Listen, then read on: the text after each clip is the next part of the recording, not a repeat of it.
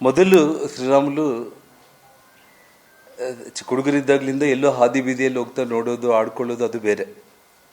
ಆದರೆ ಸ್ವತಃ ಶ್ರೀರಾಮುಲು ಅವರ ಸೋದರ ಮಾವನ್ನ ರೈಲ್ವೆ ಬಾಬು ಅಂತೇಳಿ ಬಳ್ಳಾರಿಯಲ್ಲಿ ಅವರನ್ನು ಕೊಲೆ ಮಾಡ್ತಾರೆ.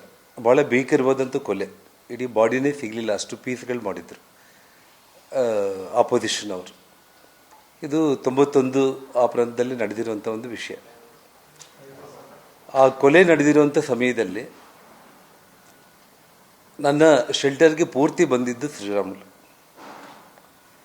ಅಂದರೆ ಸುಮಾರು ಅವರು ಹೀಗೆ ನಿಂತ್ಕೊಂಡಿದ್ರೆ 2 ಶೂಗಳಲ್ಲಿ 2 ಚಾಕುಗಳನ್ನು ಇಟ್ಕೊಂಡು, 2 ಮುಣಗೈಯಲ್ಲಿ 2 ಚಾಕುಗಳು ಇಟ್ಕೊಂಡು, ಬೆನ್ನಿಗೆ ಕೊಡ್ಲಿ ಹಾಕ್ಕೊಂಡ್ಬಿಟ್ಟು ಒಂದು 10-20 ಮಂದಿ ರೌಡಿ ಗುಂಪುಗಳ ಜೊತೆ ಇದ್ದು, ಯಾಕಂದರೆ ತಾನೂ ಕಾಪಾಡ್ಕೋಬೇಕು.